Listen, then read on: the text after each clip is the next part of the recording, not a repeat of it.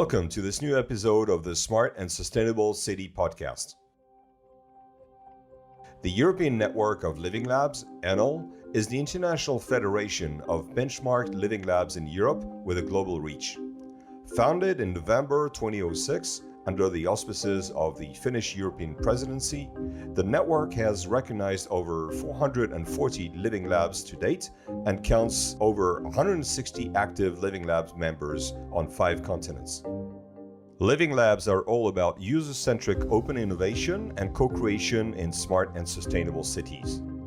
They use research and innovation processes in real-life communities and settings.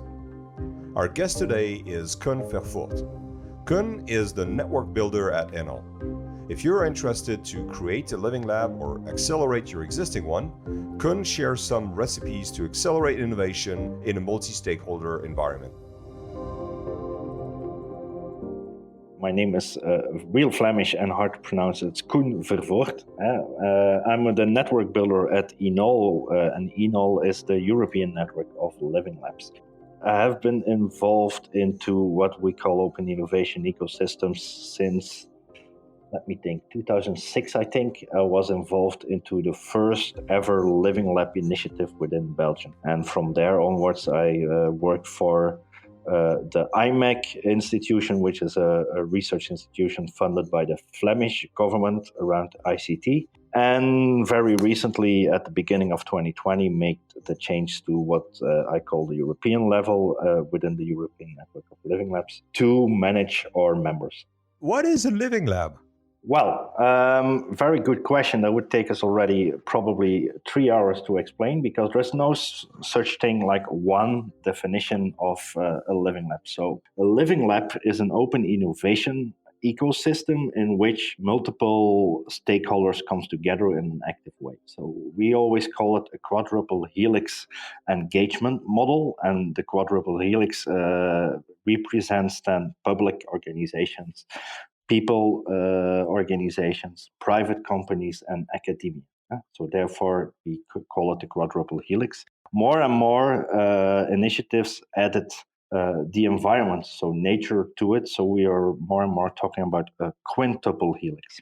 You have how many living labs that are part of your network? Well, ENoLL is here since the end of 2009, so we are around for approximately 12 years in the meanwhile. And over those years, we have certified, because we have a labeling and certification process, nearby 500 living labs, of which at this moment, approximately 160, 165 are still active within our network. And we are called, although we are called European Network of Living Labs, we have, let's say, 1 out of 5, which is outside the European borders. So Asia, Australia, Northern America, and Southern America, even Africa.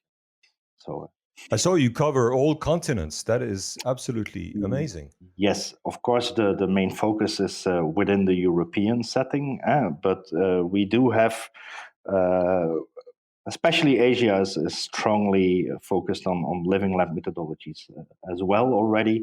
Australia is picking it up quite heavily now, and in the meanwhile, through Canada, the Northern Americans are doing the same. Africa and South America are not so active at this moment, but that's good news for us. Then there are 2 continents to deploy.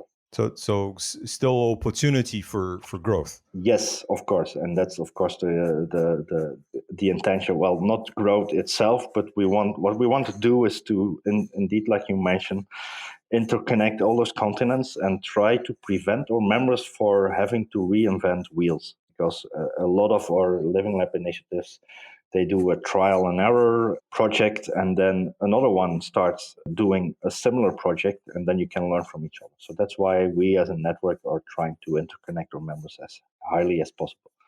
Of course, a living lab is a way of thinking, a way of running projects, a way of running an organization in which you try to actively involve all those particular stakeholders, which I was mentioning before. Actively, then we really mean actively, not just asking them a question and then never look back. Now, create and ideate solutions and services from the start till the implementation into the market with the feedback given by those stakeholders. The World Economic Forum is talking about the stakeholder economy. What you described is an assembly of those stakeholders. How do they collaborate together? Well, of course, it differs from topic to topic. You have areas where the cooperation between public administration and citizens is a bit more difficult, let's say. But the whole idea behind a living lab is that public administration listens to the citizens and what they really have to say, what are their troubles, and then try together with them, try to fix them. And so stakeholder economy would mean, because such living labs are a method to speed up the implementation processes and the innovation processes from ID to the end. Therefore, are of course very valuable for all those involved stakeholders to gain time, effort, and get to better results. Koen, you mentioned there are different types of living labs. So is there a magic formula or secret recipe on how to start a living lab? Is it a citizen engagement, or is it the city that provokes the creation of a living lab? How do all those people get together? So if a listener is interested to create a living lab, where to start? Most living labs are founded through a funding mechanism. So they first are a living lab project before they come a sustainable living lab organization. Therefore, a project with the 4 phases from ideation to validation is founded most of the time via academia or via funding mechanisms from governments. So EC is highly active. Certainly in Belgium, the governments are active in funding living lab programs. And from there, most of the time, half of them become sustainable. That's how it usually starts. And when I was mentioning before about we have certified 500 living labs and we still have only 165 active ones, is because over time, of course, sometimes those projects, which are running for 3 to 5 years, they slowly have a scenario where they fade out. That's a bit how it works. Most of the time, it's research centers and public administrations founding it. Very rarely citizens themselves. It happens, but very rarely. And sometimes private companies in the search for speeding up the innovation process from their services or products come to research centers and then work together in setting up a living lab. What actually happens in a living lab? Is it all about innovation, identifying a problem to solve in a particular city, and then gathering intelligence to solve it? Yes, that's pretty accurate, actually, because what a living lab is different from any other very good open innovation systems which are out there is 2 things, actually. We take a life cycle approach with iterative loops. So a life cycle approach means first ideation, then co-creation or co-design, then experimentation, and then validation. Within all those phases and throughout the whole process, we take an iterative approach. By this, I mean you do a first activity in, let's say, need finding at the beginning, and based on the need finding of the stakeholders which you questioned, then their feedback is taken into the co-creation phase. There, together with the same stakeholders or different stakeholders, you co-design, co-create, and from there you're going to test with stakeholders. And then comes the second big difference compared to what we call makerspace or fab labs or smart city environments. We're going to test and experiment with those co-designed solutions or services within the real life settings of those users, let's say. And the user can be either a public servant in a city environment or a citizen or a company or even the academia inside the city environment. So the real life setting is crucial in a living lab as well. So instead of bringing the people to your lab, we bring the lab to the people. They all have 6 common elements. So real life settings, active user involvement. So not just developing something and then ask for feedback and then see whether you're going to do something with it, yes or no. Multiple stakeholder involvement. So it's not only public administration and citizens. No, we take in a private company, or we build the methodology via academia. Of course, co-creation, which I already mentioned, the life cycle approach, and the sixth one would be the orchestration. So that's maybe an interesting part, because a living lab most of the time has a core team, of course, to run operations, and what they will do is orchestrate all the activities and make sure that all these different stakeholders keep understanding what they are doing, what's the horizon, and where are we going, and to keep it in line where we are aiming. I hear in the methodology some reminder of design thinking methodology. Is this something that has inspired your approach? Well, I think those two approaches has grown organically over the past 3 decades already, actually. And inside living labs, we use many times service design or production design methodology. A very popular way of co-creating, for instance, at this moment, are the Lego Serious Play brick workshops and all that kind of stuff. So what we try to do within the ENoLL network is to collect all those tools and those methods, which all our members or non-members, which we ran into via conferences or other projects where we are involved in, and create a catalog, so that whenever someone comes to us and say, okay, at this moment I have no clue what would be the best, then we reach out to our co-creation expert in our team, and she will be looking for the best fit. Design thinking is often a part of a living lab. I see on your website that you have a very interesting H2020 project called Icescape. And Icescape aims to develop and evaluate an integrated strategy for air pollution control in European cities. How is ENoLL and its living labs getting engaged and involved into Icescape? Yes, so yeah, indeed, Icescape was focusing on air pollution inside cities, and what they came to us at ENoLL and they said, okay, we want to install the living lab way of thinking inside this approach, and together with them we built up the living lab track inside that H2020 project, and decided on picking 6 members from our network to be founding a living lab around air pollution in the city. So we took, for instance, Dublin in Ireland was there, and then we had Vantaa in Finland, but as well Bologna in the south of Europe, and Hasselt, which is actually my hometown, in Belgium. And together with the universities over there and the public administrations, we went to the citizens of those particular cities, and we went to identify what needs to be done, and then together with them create a living lab project. So you responded with 6 living labs together to this call for tender on the H2020 project of the European Union, and then we're winning this budget and are running this program now with 6 living labs. Is this how it works?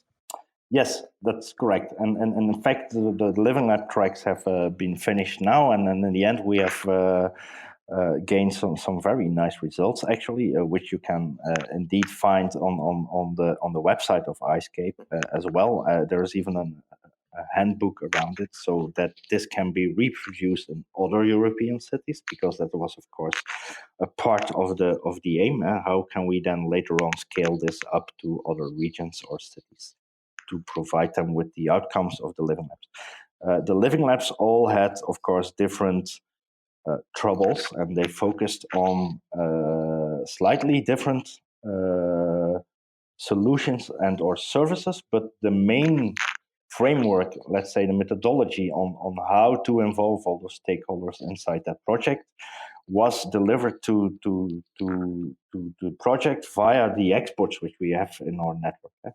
So we have a capacity building program, and there we try to link experts from the field, from the Living Labs field in different domains to those that kind of projects, and they are then involved together with those. When we go on the ENoLL.org site, I do see a number of projects published. Icescape was an interesting example, but there are many more that you seem to be engaged on. Since we are such a large network, we highly get we get very regular requests to participate in what they call proposals and projects. Unfortunately, we cannot participate in all of them, of course, but at the moment we are in the middle of 5 European projects running, and there are, I think, 3 more to come before the end of this year. The new ones are mainly driving around the environment. There are water living labs to be founded, which is a new emerging topic within the Living Lab ecosystem. And the other emerging topic is agriculture and agri-food. So the safety from the steak on your plate back to the cow, which is being treated well to provide that nice steak in a secure way. So when you look at the website, indeed, you will find a wide variety. So on the other hand, besides Icescape, we have a ENoLL project which is running right now and which is somehow similar to Icescape, but more broad, not focused on air pollution alone, but we are doing the same things there and providing support in methodologies and framework and setting up living labs to cities who wants to create urban nature solutions. So ENoLL is quite an interesting organization because on one side, you're enabling some living labs to accelerate their setup and performance in their own city or in their own location. On the other side, you have a set of processes and procedures, as well as connection and access to budgets that will enable some of those living labs to connect together to be able to bid to some of those projects and budgets access. Yes, that's correct. So we see it as one of our main services to all the members of our network to whenever one individual member comes upon a certain call, which is interesting, that we can help them to find those connecting living labs within the same cluster of fields. And furthermore, we even turn it around. So we try to scan as much relevant calls from EC, mainly, because the main group of our living labs is inside the European borders still. And then divide this information to our members and say, okay, this might be really interesting for you to participate. And if you look for partners, you might look at Living Lab X, Y, and Z to work together, because then you have a stronger case. Anyhow, we have a golden rule that ENoLL as the network, and then the office team from ENoLL will never participate in any project without having at least one member with us in the project. So we are not here to compete with our members. We are here to support those members.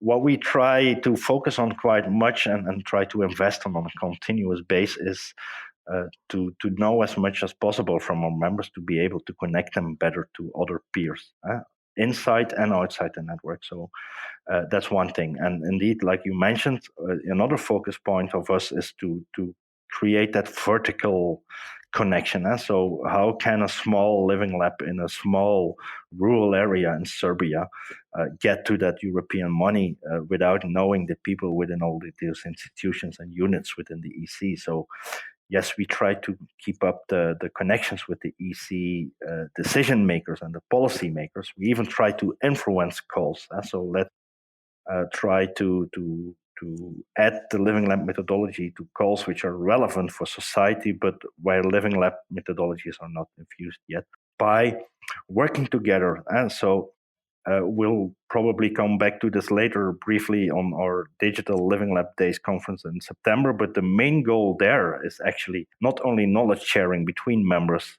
and non-members and all the attendees, but putting together those decision makers from different levels inside Europe with our members and interested parties. I see on your website there's a very clear description given Mm-hmm. to each living lab. Mm-hmm. And for example, I'm looking now at a living lab called Mind Lab, which Mm-hmm. is in Valladolid in Spain. Mm-hmm. And they talk about their structure, their services, as well as some references and track records of Yes. projects they've been engaged on. Mm-hmm.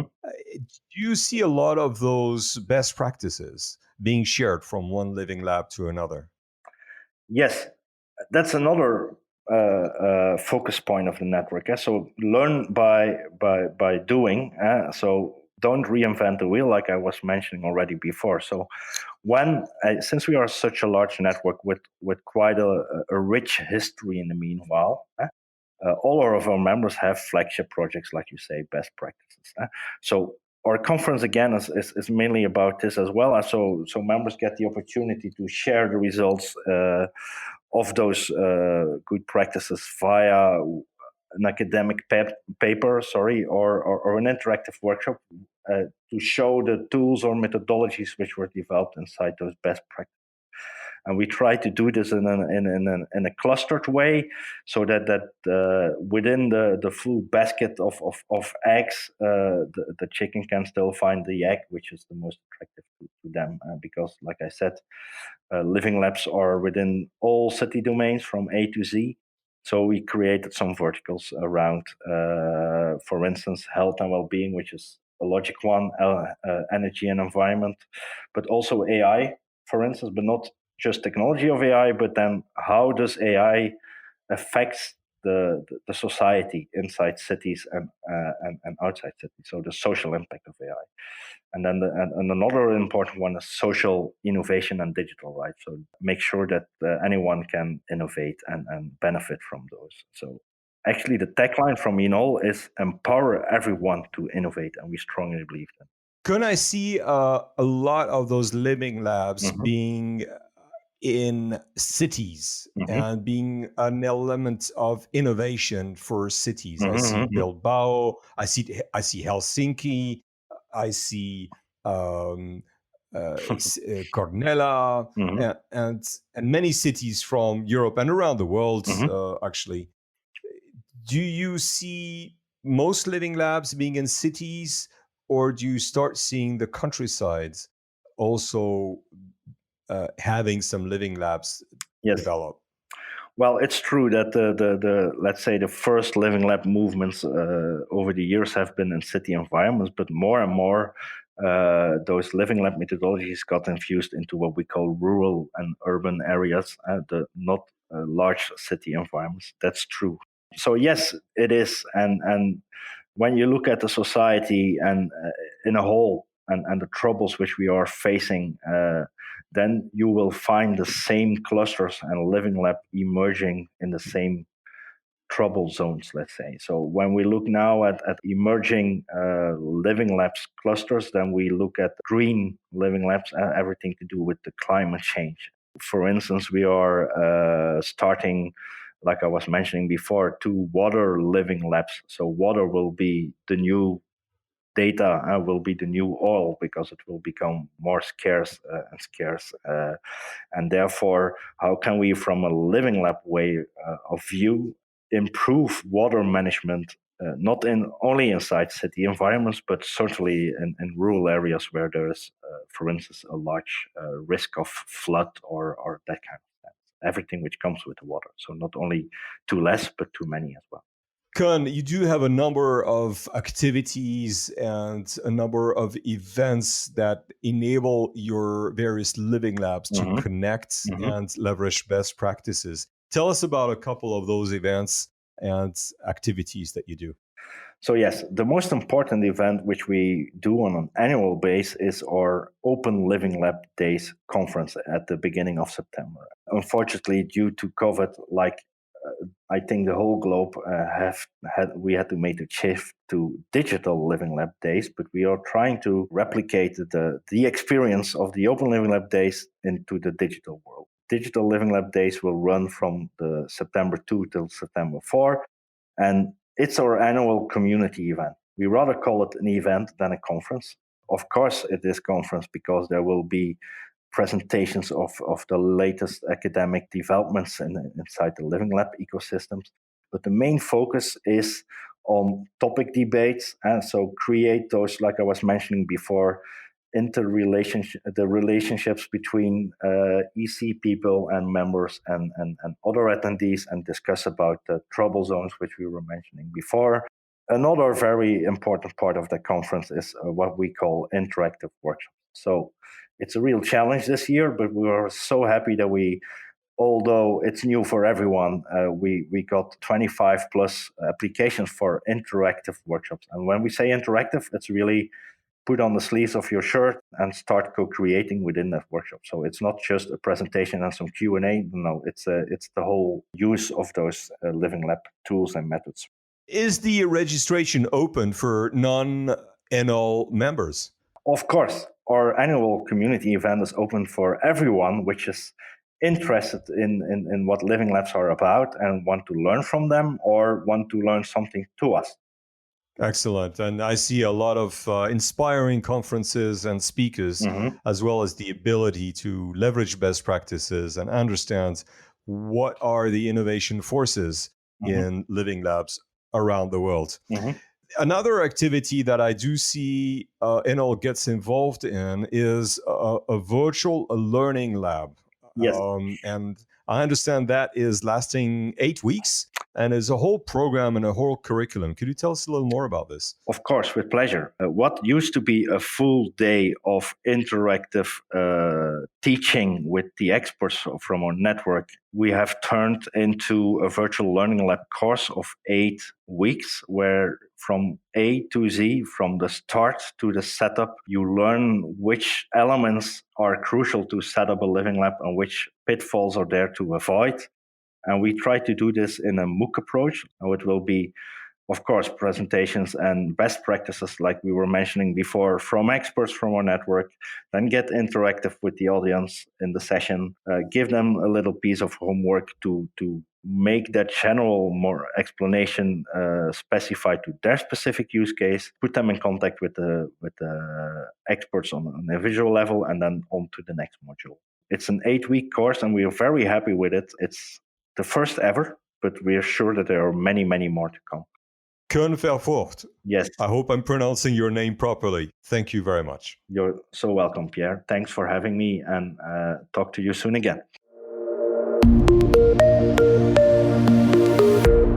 Thank you for listening to the Smart and Sustainable City podcast. Don't forget to subscribe. If you're responsible for a smart city initiative, do reach out.